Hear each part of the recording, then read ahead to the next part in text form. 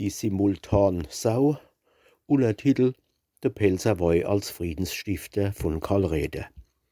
Im Westrichland han wohl zwei Männer ein Beispiel vorgelebt als Kenner, so wie man ähnlich leben soll.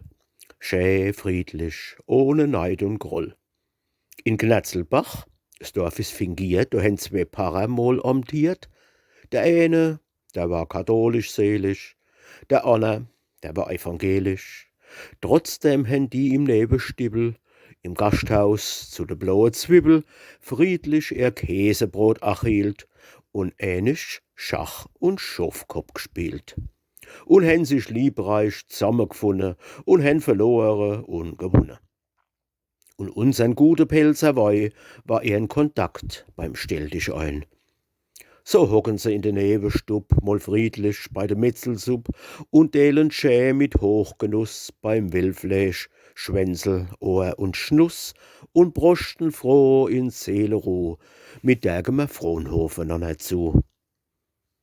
Sagte katholisch: Herr Kollege, ich wollt mir's oft schon überlege, mir auch ein Schweinchen mot zu schlachten. Doch wann ich's richtig betrachte, da is für mich und für meine Schwester ein ganzes Schwein zu viel, mein Bester. Dort drauf der Protestantisch sagt: Ich hab mir's auch schon überlegt, jedoch für mich und für meine Frau is auch zu groß, a ganze Sau. Dort drauf nimmt jetzt der anders Wort: Wie wär's, war mir mal unserem Ort ein Musterbeispiel geben täte, dass alle Leute drüber reden?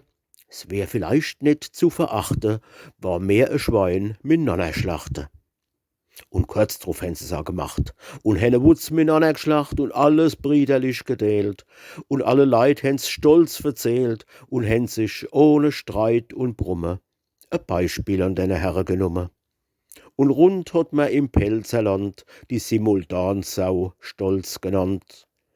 Schad, dass so etwas, ihr liebe Leid, kaum noch passiert in unserer Zeit.